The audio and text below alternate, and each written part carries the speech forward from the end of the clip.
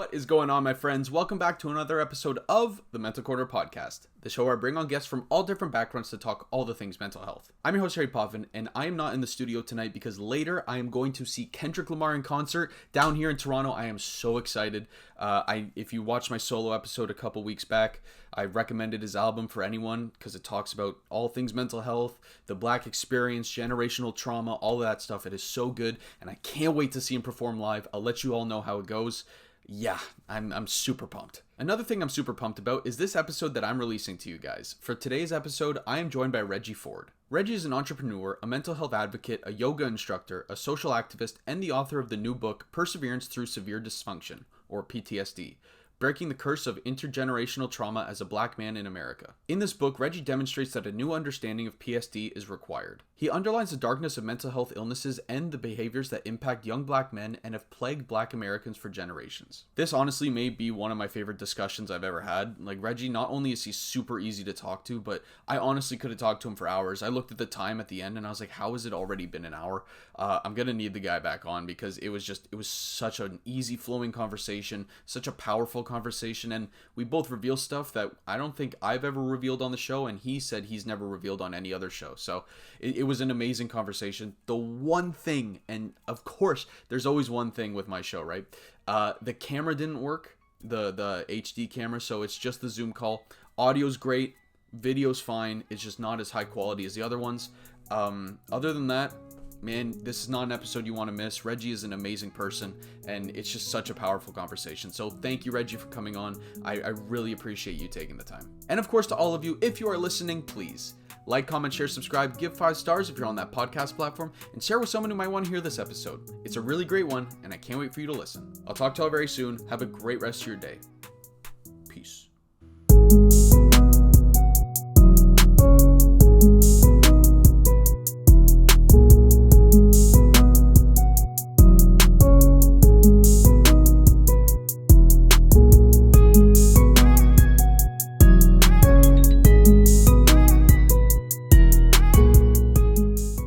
And we are good to go. Reggie, what's going on, man? Thank you so much for joining me today. Man, thank you, Harry. I appreciate you for having me on the show. Of course, man. I'm excited to have you on. So my first question, I want to go all the way back. When did you personally first start to realize that you may be experiencing things like PTSD and depression? To be honest, I don't think I knew it as a child. I think I was very functional in my depression and PTSD, and it was so normalized in the community that I grew up in. Like we were all experiencing things. We were all experiencing. I think I was 14 when one of my friends got killed for the first time, and so. But like everybody who went to my school, everybody who knew him, we experienced that together, and it was like normal.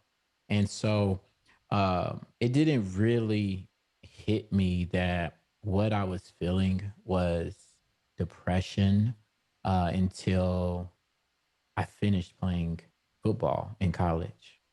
And this is after I had taken a couple of psychology classes. I was with my girlfriend, who's now my wife, and she had brought some awareness around that with me.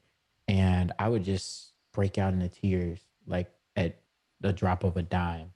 And I would be in this great state at one moment and then terrible at the next. And so I was probably maybe 21 years old when that first hit. But I know just based off of how I was and how I showed up to the world, my thoughts about the world, that prior to that, I was living with that for probably the majority of my whole childhood. Right. When something like that goes on with your school, like, do you remember what the feeling was? I can't even imagine. So for me, that's the only experience I can speak to. Mine was complete disbelief, and it was because you grow up playing football with this guy, what I remember is like, man, I used to tackle this dude. Now his body's no longer on this earth. Like, damn.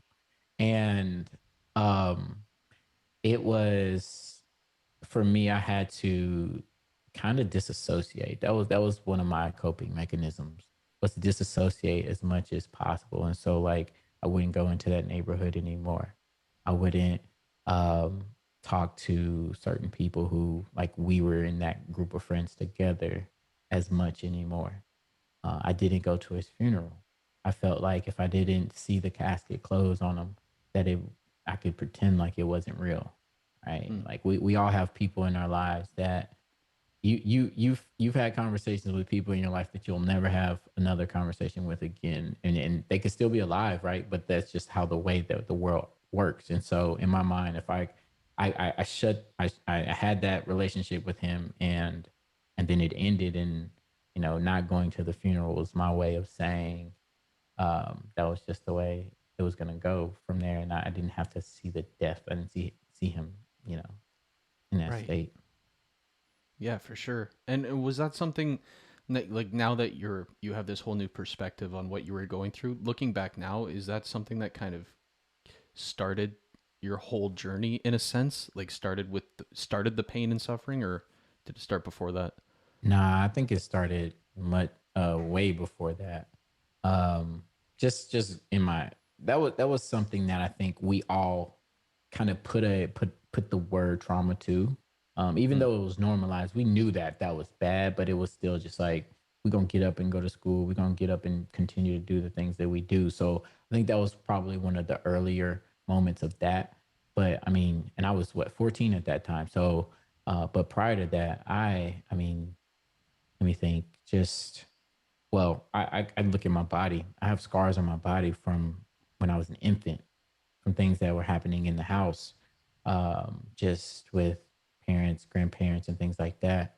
I have a lot of scars, physical and emotional, that I don't even remember. So literally born into it, born into trauma, and and I think a lot of my resilience and what allowed me to persevere through the things that I can recall stems from that time when I was an infant learning how to survive in this world. And it a lot of the negative reactions that I have in this world also stem from that too. So, the PTSD may be triggered from something that happened when I was 2 weeks, 2 months old, but can't remember it and things like that. My um, independence, like uber super independence, comes from feeling like I can't depend on those who are around me who are supposed to love me. Um, I got to do it all on my own. Different things like that. And so it started really early. Honestly, like, you're in Canada, is that right, Harry? hmm. Yep. So growing up in I mean, I guess any city in America, we got a lot of guns. Guns are like a thing everywhere, I've heard. Yeah. especially in the especially in the South. And I'm in Nashville, Tennessee, and so I saw. I mean, I had the first gun pointed at me when I was about 10, 11 years old, I think. Mm, And it was like just this random thing where I was on the street and walking, and um it's crazy. Like it's like, so the chances of this all happening is so infinitesimal, like so small. I spit into the street and it went into a car. Like it like no. made it into a car. I'm walking up the right side of the street, and next thing you know, I'm like, gun pulled out the car, and the car screeches to a halt. I'm like, oh shit! So I take off running in the opposite direction. I'm like terrified, and I was like 10 years old with a bag of Cheetos in my hands. Like I was terrified. And then, um, a couple years after that, playing basketball with friends, and we get heated. There are arguments and things like that, and one of my friends goes and grabs a gun, just just because felt disrespected. We all felt disrespected in that same moment, but it was a way. And in my eyes, I've tried to rationalize that as this show of power. Like I have this and I could do this, but I never thought, I really didn't fear anything in that moment. Um, but yeah, like a lot of those things again, like was a normalization part of it all. And it's just like, if I can wake up tomorrow, it'll be all right. Right. Man, it's crazy how so many people go through stuff like that. Like Yeah. you just explained, and it's just, well, get up in the morning, go back to work, go back to school. Like nothing happened. Yeah. Yeah. And never any debrief with anybody. I don't think I told my mom about any of that stuff. Um, never saw a counselor, a therapist, or anything like that. It was it got bottled up inside of me. And I remember having like so much anger as a child, and it's just all of those things compounded on it to each other, and it's like no wonder like you're angry, you're aggressive, you want to fight at every waking moment because there's so much like in your bones and in your DNA. So yeah, it was tough. Man, that whole disassociation thing you're talking about, it's such a weird kind of coping mechanism because I don't think like I personally have did that growing up as well. Like in stressful situations or traumatic situations or anything, I would just kind of step away and like mentally Hmm. check out. And I was never taught that, but for some reason I always believed that that would kind of not that would help me not get impacted by whatever was going on. I'm like, well, if I'm not here, then Yeah. it's not going to affect me, which is not Right. true. Right, right.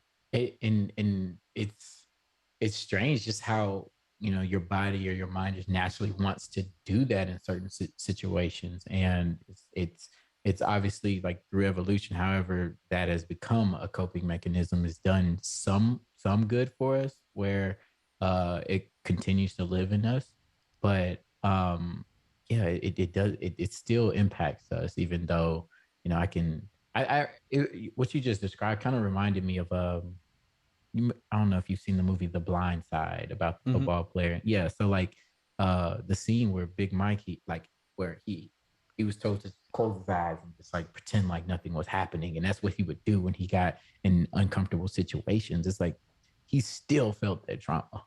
Regardless of how hard he closed his eyes, how long he closed his eyes, you put your hands over your ears, it doesn't matter. You're still gonna feel that trauma.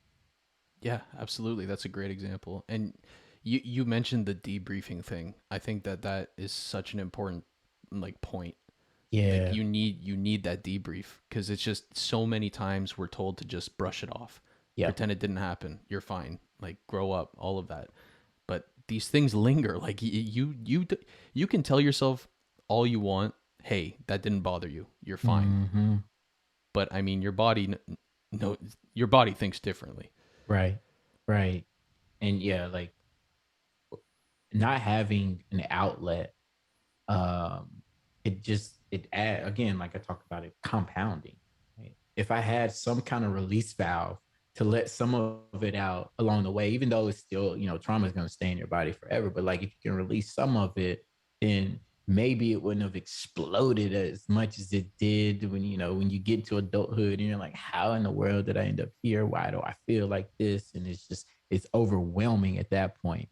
But if you have these steps along the way where you have an outlet, then it becomes. I feel like I don't know. I if I had done that, I feel like it would have been less of a overwhelming feeling when it did bubble up to the surface. Yeah, absolutely, man. Now playing football, did you play your whole life like before high school, college or So I started playing organized football when I was 10 years old. Mhm. And so I've always been just an athlete. And when I was 10, I had the opportunity to play in this organized league for free because prior to that, the cost was what kept me from playing. So I had all my cousins, all my friends, and all that. They would play in the leagues, but I would be better than them, but I'm sitting on the sidelines.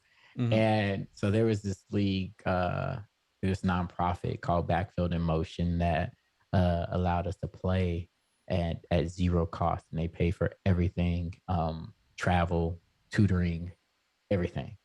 And so yeah, I started playing then, and was initially, of course, in any sport like raw, but you saw the talent.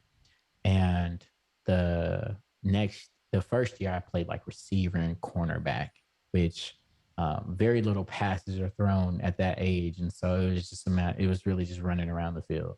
Hmm. And then the next year, I wanted to play quarterback, and I won that position. And I mean, you're in the mix every single play, and that built so much confidence because we were winning, and I was the one taking the snaps every single time. And so I really like fell in love with the game around 10, 11 years old, and continued to play uh all the way up through college. So um yeah, football was a huge part of my life, and opened so many doors for me through still to this day, honestly. Yeah, absolutely, man. How did that play a part in like you opening up, or you starting to realize that you may be dealing with depression, PTSD? Because sports, as athletes, it's tough to open up because you're viewed as these tough beings, but football is like a whole nother level. It's up there with like some of the toughest, manliest, boyish sports out there. Like you Yeah. can't be weak. So how did that play a part? Yeah. I mean, honestly, while I was playing and all the time before I was done, I rarely showed that type of emotion, right? The emotion that would come out would be like the anger and the rage. That emotion was what would come out, and that's almost acceptable in that toxic culture, Yeah. right? Like, it's like, oh, Yeah. okay. And uh it wasn't until I was done playing to when I really let the sadness and those emotions come out that are usually looked at as, weak in that environment. I mean, very rarely while I was playing was there just me expressing myself in a way that I can express myself today, being vulnerable about how I feel, whether it's up, down, happy, sad, all around. And yeah, it took being removed from that environment for me. And I think that's something like with a lot of things that I've experienced, being taken out of the environment to then have the realization that what I was going through or how I was responding wasn't as healthy as it probably could have been. Being in the hood, I'm gonna call it the hood, like growing up in poverty around all of these folks who are normalizing the traumas that we're dealing with.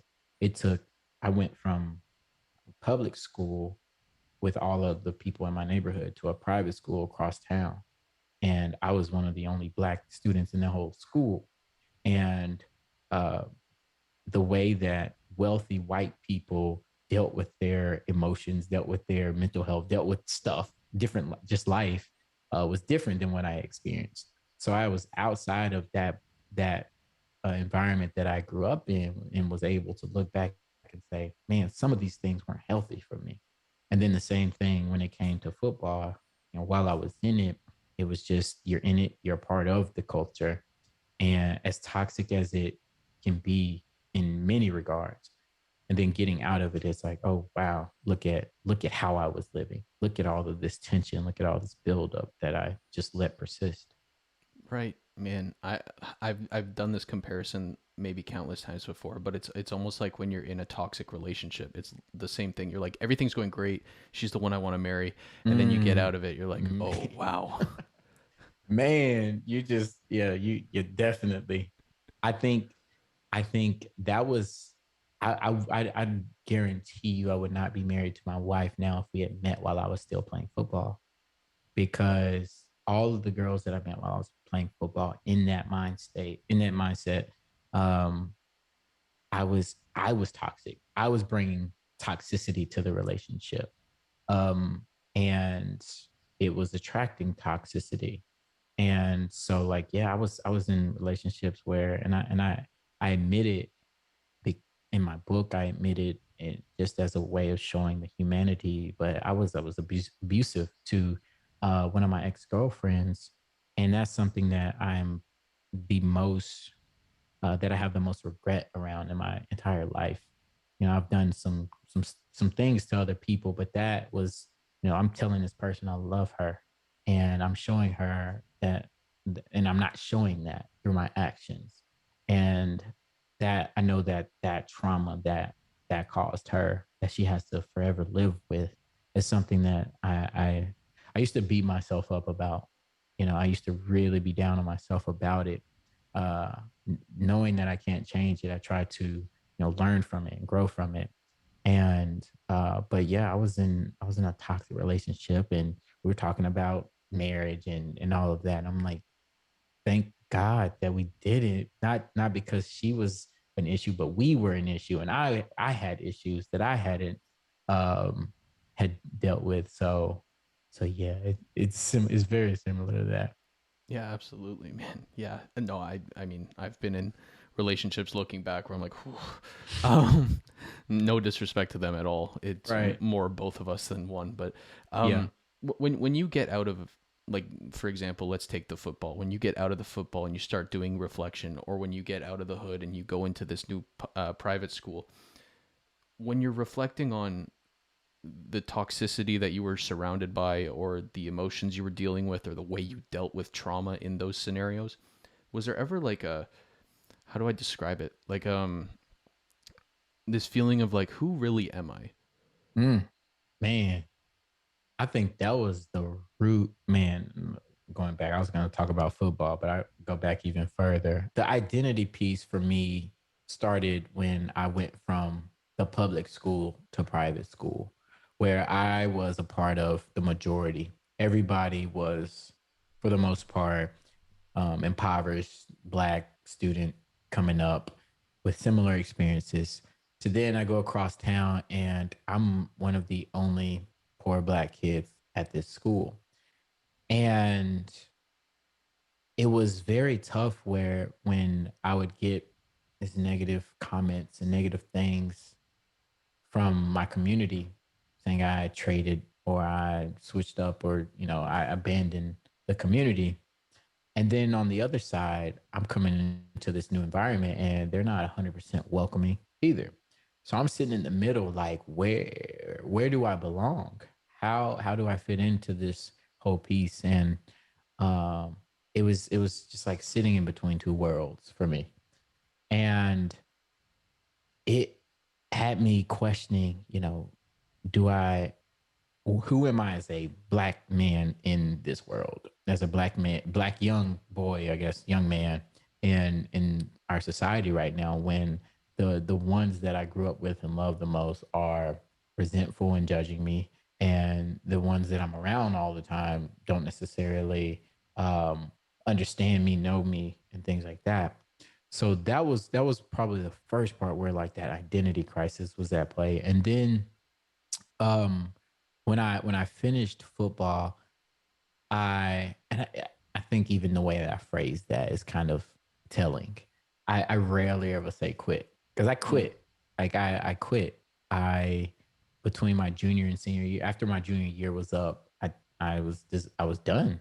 I had other things that I wanted to accomplish with school. I wanted to get more experience in the working world and things like that, and so I quit. And even though I was a great student, even though I had other talents, I felt like so much of my identity was sucked away when I wasn't when I wasn't a student athlete, when I wasn't a football player anymore. Because unlike many other sports, you can't get 11 people on the field with pads and go out and play, just pick up football. Like, you just don't do that. right. You can go and have 5-on-5 basketball and make it feel like you're still in that vibe that you were in. And so I would have dreams of being back on the field, waking up and being disappointed, being like severely disappointed that I was no longer playing, and walking around campus with a whole nother year of school left, thinking I could be on the field. I could be that guy with all the gear on and but I'm not. So who am I? And it hurt. Honestly, it really hurt because I tied so much of my life was dedicated to the sport. So much of my identity was dedicated to the sport. And it had been, I hadn't talked about football in a long time. So I'm feeling some stuff come up. I ain't talked about football in a Yeah. long time. But but yeah, it was it was a strange feeling for me. And I just and going back to like some of those early moments when I first met my girlfriend, I would break down crying at a party, and it would be about, my cousin got killed a couple years ago, and I'm never gonna play football again. And it's like, man, like you never know. Like it's almost like losing a person, because it's grief. It's grief of a loss of something that had been such a huge part of my life for so long, and part of my it was rediscovering who I was without the sport. And I think that's something that is common with loss.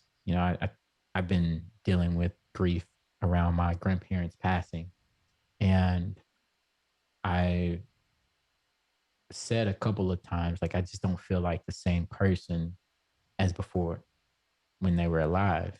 And I think it's similar to that, where when you lose something that's so significant to you, there is no return to that normal. There's just a new normal.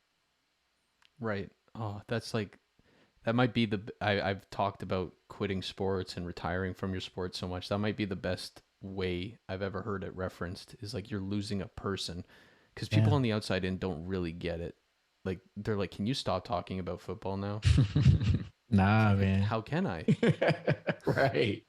It's it's it and people will, I don't know how it was for you with swimming and things like that, but you may some people dive into it even more and talk all day long about it. For me, I didn't watch a single football game that year after I was done. Mm, And it hurt. It hurt. Cause again, I still had, physically I was able.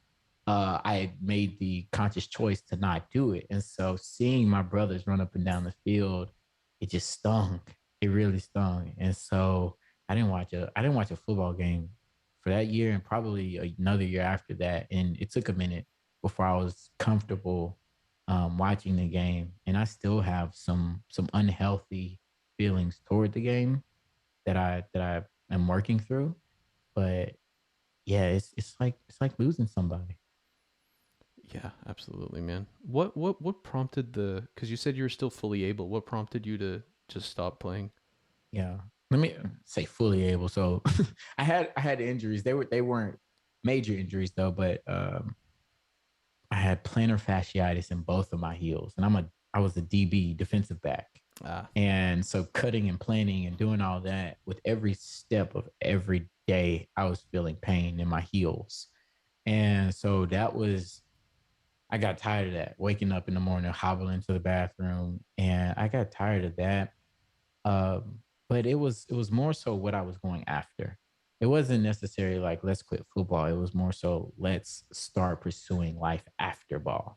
Because for me, I didn't see a future in the NFL, and if it wasn't the NFL, then I didn't want to play football, in any other type of professional setting. And so there was no future there for me, and I was mature enough to recognize that and own up to that, even with the ego that I did carry.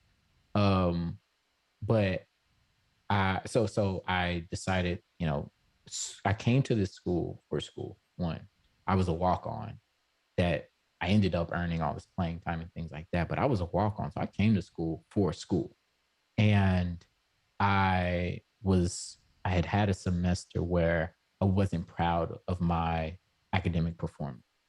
And so I knew that the time commitment toward football was huge. And so I needed to dedicate more time to my academics. And then, after that year was up, this is the world that we've been preparing for, going out, getting a job, doing all those things. And so it was mainly, running toward that as opposed to running away from football. And I used that time wisely. I ended my last 3 semesters. So that spring semester, junior year, and both semesters, senior year, with all A's, which it was a task that I hadn't accomplished all of college prior to that. And then I landed a internship with the Entrepreneur Center, which was a incubation center for just so many ideas, so much creativity, investors, advisors, and entrepreneurs were all in this co-working space. And so it was the best experience that I could have had. And so I wouldn't have had that opportunity had I continued to play football, because that summer would have been filled with workouts and practices and things like that. So I felt it was me moving towards something that I was, pursuing my entire life, working toward that post football career. Right, man. And good on you for recognizing that so early. It's the post retirement or post sport time for athletes never gets talked about. And I think Mm. it's because we're all so scared to just recognize that that time's going to happen. Yeah. Like I remember I was always there would be people on the swim team who would quit first year. I don't want to say quit, who just stopped first year, second year, third year. And I was always like, what are you doing? This is it. This is Yeah. life. It's swimming. Yeah. And then I get to the other end and I'm like, I should have slept more. For real. Yeah. No, it's real. That's real. It doesn't get talked about enough. And it's a reality and inevitability that we all face.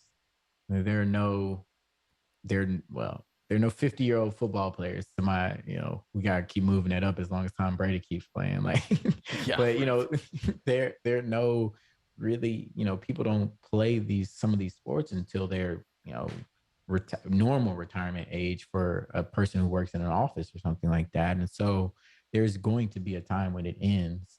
And putting money aside, that it could you could take care of yourself financially or not, but like it's like, what do you do with the rest of your life? How do you feel? How is your overall well-being on that other side when you don't have the same structure, when you don't have the same commitments that you had while you were playing? And that is for a lot of people. You think of like I'm thinking about like some of these basketball players who, Vince Carter came out of high school playing and played for a super long time. His whole adult life, he knew basketball, and then you jump into the world without it, and it's like, well, do I go to Starbucks all day long? Like you just don't know, and so it's you have to learn how to operate in the world without sport. Yeah, absolutely, man. For swimming, it was almost like it was still hard to accept the fact that it was done, but it was almost a little easier for me just because like obviously I don't know football very well, but with swimming to make a national team, first of all, like I personally don't think there's enough money in swimming, but to make a national team, you're like the top two in Canada, Dang. and like maybe the top five get opportunities. And so when you're sitting at like 130th and you're looking up, Mm, you're like, mm. I've done the best I can do with Wow. 11 years of my life and I'm 130th. Wow. Maybe it's time Wow. to call it quits. Wow. Yeah. Dang, man. And I just realized Miss Carter went to UNC. I know some people are gonna be like, wait, he went to college. But dang, like in 130th, if you think about that on the grand scale, like that's amazing, right? But at the same time, it's like there's there are levels to it. There's Yeah. levels to this. And I think about that in track. I ran track too in high school. And you can run a 10-5, and the person who's the fastest in the world runs what, 9-7. And it's like that's infinitesimal. That's like tiny, tiny, tiny. But in the grand, it's huge Yeah. in track. And so like to be that good, to be 130th, but still not get to that level where you've been working your whole life is tough, man. Like how have you dealt with how did you deal with um finishing swimming and then the life after that? Pretty poorly, Yeah. admittedly. I think it's because the way my career and my problem was this was my problem. And I think it's something I've talked to a lot of former athletes about because they've experienced the same thing. I glorified the sport so much that I thought I was going to get that happy ending that you see Mm. on like TV, right? So when Michael Phelps retired, and this is anyone listening, they're going to be like, how on earth can he compare himself to Michael Phelps? That's not what I'm doing. What I'm saying is when Michael Phelps retired, he finished as one of the greatest athletes of all time. He had like a storybook last Olympics, right? If you look at Usain Bolt, he had a Yeah. crazy last Olympics. I Who else? Kobe, his last game he dropped what, 62? 60. Yes. Yeah. Like, or 60, yeah. Like, you look at, and these are the videos that are being shown. No one ever wants to talk about the normal endings to careers, where it's Right. like the buzzer goes and you're like, well, that's it. All right, move on to the next thing. That's real. They only talk about the glorified stuff. So as I'm looking up to that, and I'm like, I'm gonna have that. My last swim meet, I'm going off. I'm going crazy. Man. And then I got my back injury in my last year of university, and I couldn't swim as much as I used to, and I think that took a huge toll on me, just because mentally I'm there. Like, I'm ready Mm. to put everything in the water. I'm ready to train. It's my last year. I want to go all out. And the year before, I was training like an animal. And Mm. so when your mind's there and your body's not, it's like a weird kind of inner battle that you're going through. And I remember you were talking about you couldn't watch a game for that whole year.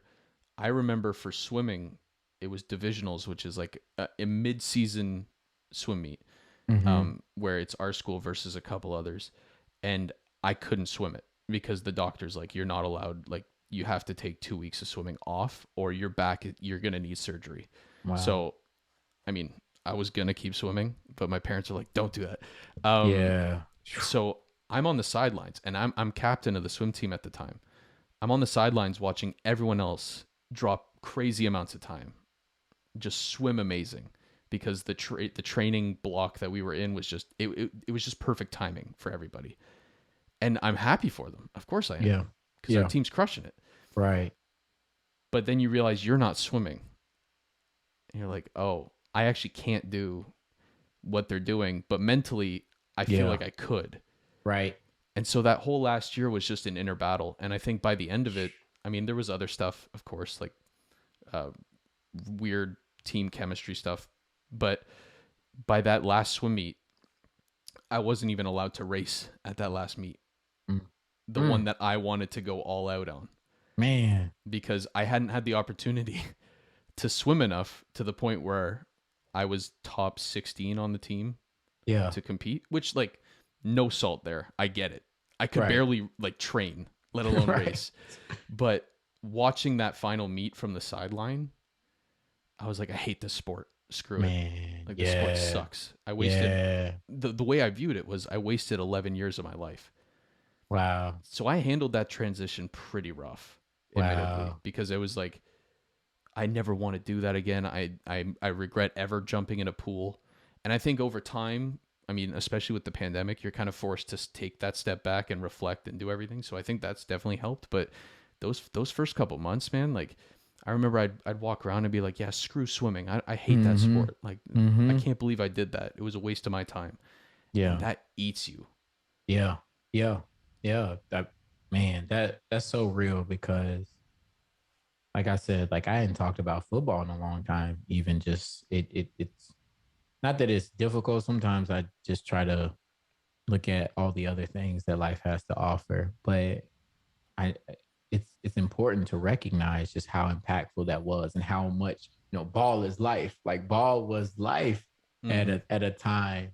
And how it's funny. Like I didn't have that storybook ending either.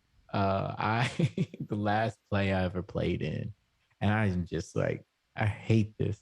Was a kickoff return. Well, I was on the kickoff team for us, and they were receiving, and they returned it for a touchdown, running up my sideline, and like I got clobbered by like four dudes. It's what it felt like. I don't know. I didn't watch the film, so it could have been like one guy just like leveled me, but I felt like four dudes just like jumped on me, and I couldn't do anything about it. And my last visual of being on the football field was on my knees, looking back and watching.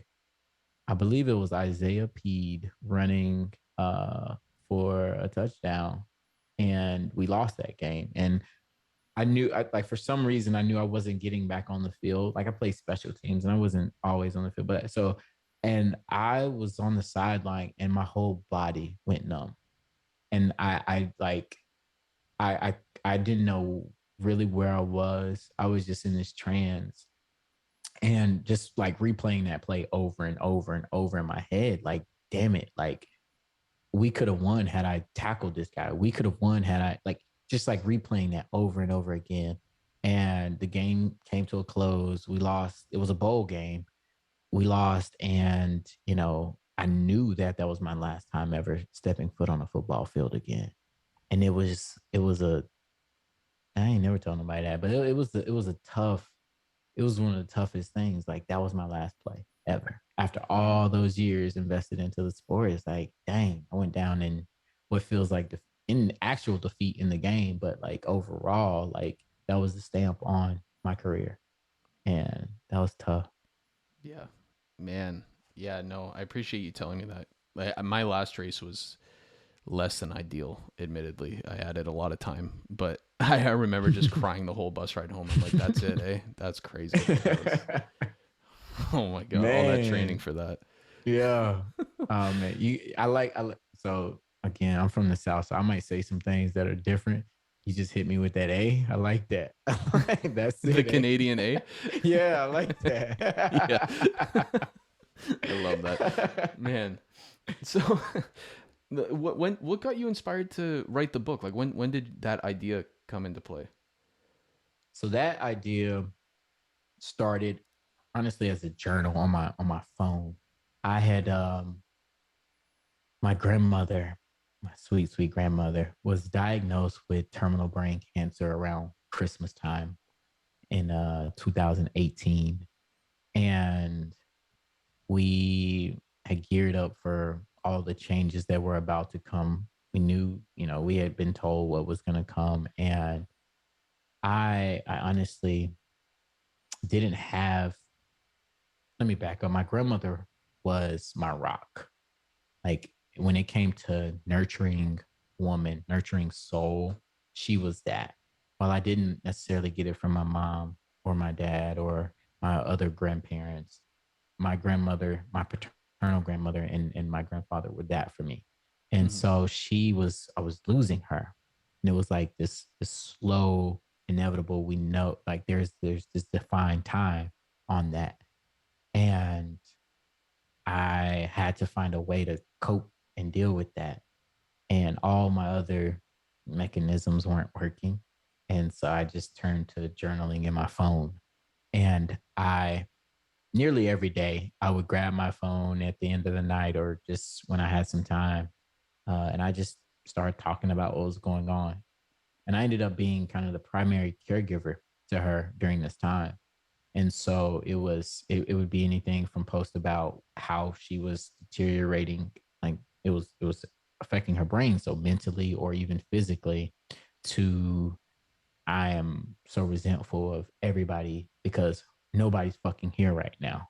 Mm. Like it was all of that. And so that was like every day, every day. And then she had eventually passed away about 6 months after we found out the news. And I took all the things that I had written in my phone and I copied and pasted it into my computer. And it was like 60 pages.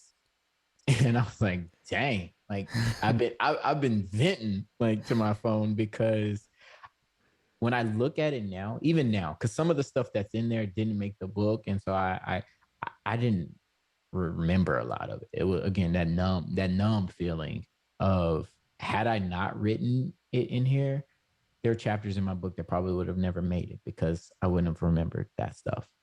And um, but yeah, that was kind of the inspiration and where it really where I really decided to turn it into a book was I had just started a business and my business required a lot of networking with people. I'm in wealth management. And so being in wealth management, I got to talk to prospective clients. I got to talk to, different folks and all that. And so I would be meeting with somebody and for the first, half of dealing with it, I would try to just cover it up and just have the meeting as normal, break down in the car and just start crying, sobbing, head to the next mini meeting and wipe off the tears and go in and keep going. And then that got exhausting because I felt like this imposter showing up fake. And so I started sharing what was going on with people that I was meeting with. And there was this instant connection with people that, man, I didn't deal with what you dealt with, or I haven't had the life that you've had. But let me tell you about this experience that is similar, or that reminds me of in my life. And man, like I started having these connections with people, started bonding with people that I had known for 10, 20 years on a deeper level because we were talking about some real stuff. And that's when I was like, man, this journal and all this stuff that I'm talking about could actually help other people, because it is helped the person that I'm sitting across from. And that's what really spurred the book along. Heck yeah, man. That's awesome. Now, Yeah. what did it feel like to see it finally published and out to the public? Oh man, I took a picture. So when I first got like a physical copy of it, I remember taking a picture. I ordered a whole bunch of them, and man, it was surreal, because like even right now, like I don't know if I have the motivation, the consistency to like sit down and write another book right now. I'm like, Right. how the hell did I do that? Right. And it's over 250 pages. I'm like, how the hell did I do that? One. But then knowing the content in it and knowing my background, I was like very shy, very reserved, very closed off to the world. To say, like, damn, here's my life. Like, here's my chest, and I bare it to the world. It it felt surreal, and but also liberating. Mm. So again, like I told you the story about me being a terrible boyfriend to my girlfriend in the past, and girls in the past, and so it felt liberating to not have to pretend to be this perfect character. I didn't have to be a perfect character anymore, because I shared my human experience. I shared, where I started and where I am and all the things in between. And I think when you know somebody's story, it allows for so much more compassion and empathy when you see the bad things, the mistakes that they make, right? You understand. Like, I watched my mom get beat, and so, and I watched my dad beat other women and all of that. And so, yes, like, even though I fought to not be that person, I ended up being that person.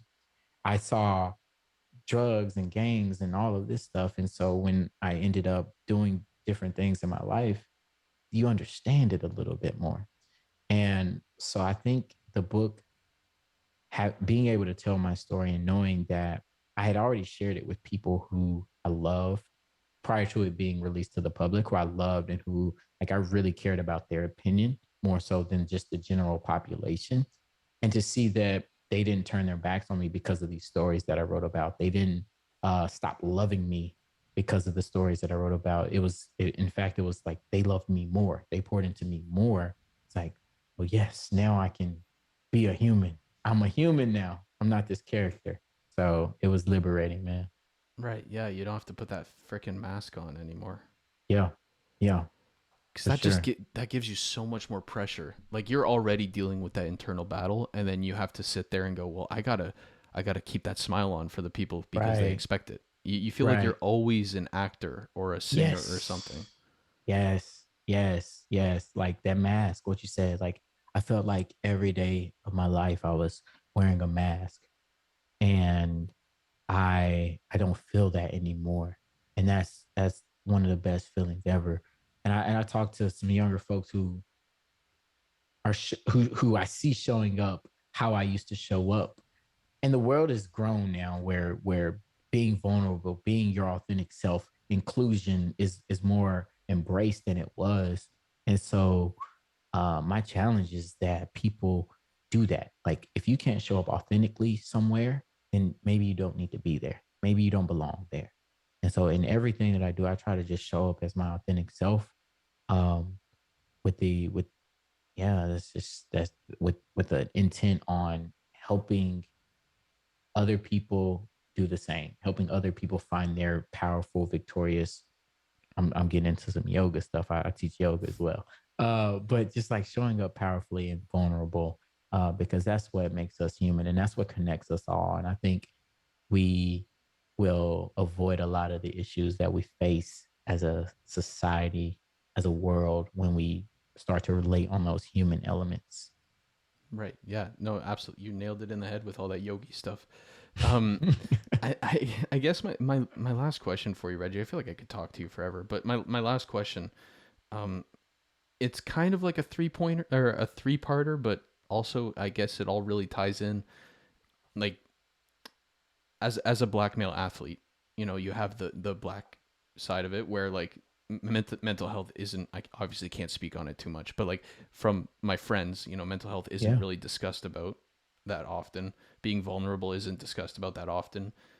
As a male, I mean, we both know that, and as an athlete as well on a football team, Yeah. it's hard to be vulnerable. They almost glorify when you're that tough, angry guy. Right. Look, knowing what you know now about your own personal journey and what works for you and how being authentic and vulnerable has really helped you become the person that you are today. Looking back at those communities and those different levels, the black component, the athlete component, the male component, what do you think needs to be done for younger generations so that they can all achieve their authentic self? That's a great question. And I think recognizing that everybody has a story, and as unique as we all are as individuals, there are so many overlapping themes in all of our stories. So to not feel that you're being judged or to feel any shame about any particular piece of your story, that's something that is important, because then you get to that courage point to where you can share it, right? So I think we all should be able to share our stories in some regard. I don't, and oversharing is one thing, depending on the audience and things like that. But like if you've known this person for 10 years, you were best friends, and and this is speaking from experience, and you just find out a year ago that this person's father has passed away. It's like, Yeah. like we need to be at a point where we can have some of those, we can share some of those stories. So I would say, try not to have shame or any guilt around what your story is, knowing that everybody else has a story, and to realize that the things that go on between, your ears, while it may seem like you're the only person going through that, because a lot of times whatever it is we're going through tells us that the trauma, the depression, the thoughts may tell us that we're the only one feeling that. You're not alone. And you have a community of folks that are here to listen, are here to give advice, or here to just be here. Like, it's not always about giving advice. It's sometimes just having a community that is there to support you. And I think the more we get comfortable with sharing our stories, with opening up and being vulnerable, the more others get to do that. And it's like a snowball effect, to where we are showing up as our authentic selves without fear of judgment, without fear of shame or anything like that attached to it. I love it, man. Yeah, no, absolutely agree. Where can my listeners find you, find your book, find everything? Yeah, so I'm at Reggie D Ford. That's D, as in dog. Reggie D Ford on Instagram, Twitter, Facebook, everywhere. And then my book, Perseverance Through Severe Dysfunction, PTSD, if you need an acronym. Perseverance Through Severe Dysfunction by Reggie Ford is on all platforms: Amazon, Walmart, Target, Barnes and Noble, wherever you get your books. The Audible version is available if you prefer to listen to it. There's an ebook as well. So Perseverance Through Severe Dysfunction and Reggie D Ford on all, wherever you search. Love it, man. I'll put those links down below. Everyone go listen to that. Reggie, thank you so much for joining me on the show today, man. It's been a blast. Thank you for having me. It's been an honor, and I again, I could talk to you for hours, and we probably have to get together offline too, just to talk some more. For real, yeah, no, I'm coming down to the south. Hey, let's go. I don't know if you want to come up here to the cold, but I'll come down where it's hot. Yeah, we can make that happen. Let me know, man. Yeah, absolutely. And to all my listeners, I will see you guys next time.